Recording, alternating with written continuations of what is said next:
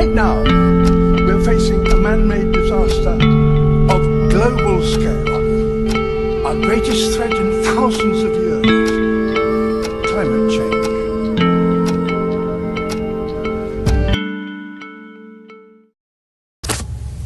Hi guys! Magandang araw! So ginawa ko tong video na to para tayo mag-usap kung ano ang deforestation.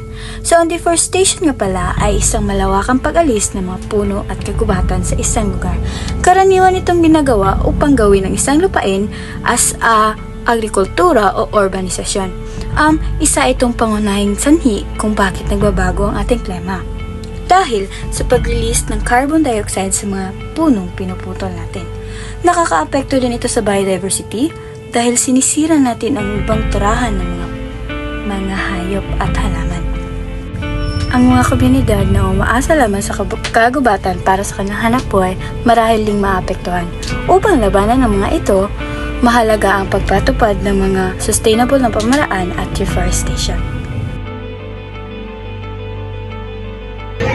At ito ang mga sanhi ng deforestation. Una, malawakang paglilinang ng mga pananim tulad ng palma ng langis at mais ay nagdudulot ng pagputol ng mga kagubatan. Pangalawa, urbanisasyon. Pagsasagawa ng mga infrastruktura at pabahay na nangangailangan ng lupain mula sa mga kagubatan.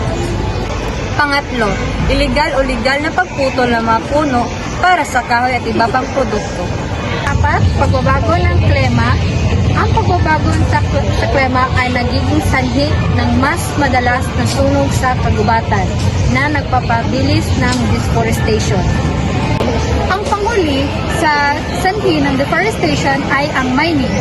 Mining ay pagkuha ng mineral at iba pang yaman mula sa lupa na nagdudulot ng pagkasira ng mga kagubatan.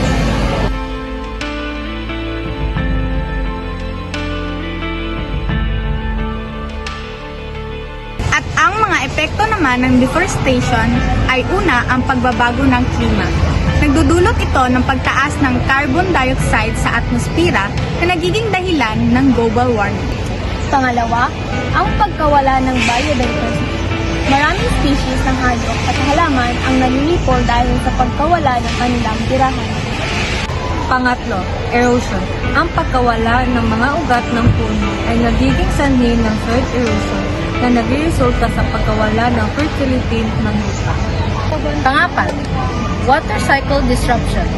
Ang deforestation ay nakakaapekto sa pag-ulan at water supply na nagiging sanhi ng mga drought at flooding. At ang huling epekto nito ay impact sa komunidad.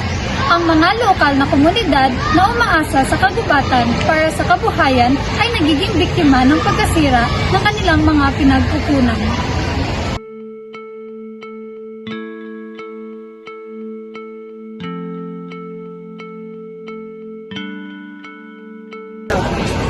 At ang mga epekto nito ay una, ang sustainable forestry.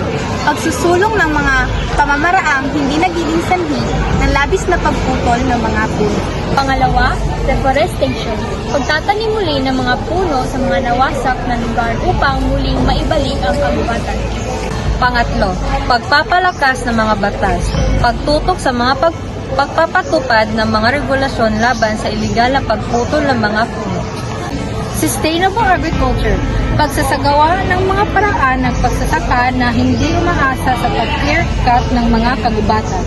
Muli sa mga solusyon ng deforestation ay edukasyon at kamalayan. Ito ang pagbibigay ng impormasyon sa mga komunidad tungkol sa mga benepisyo ng mga kagubatan. When we talk about the greenhouse effect, we're talking about something that affects the entire Earth. And these problems are life and death. What will happen when the ozone layer goes?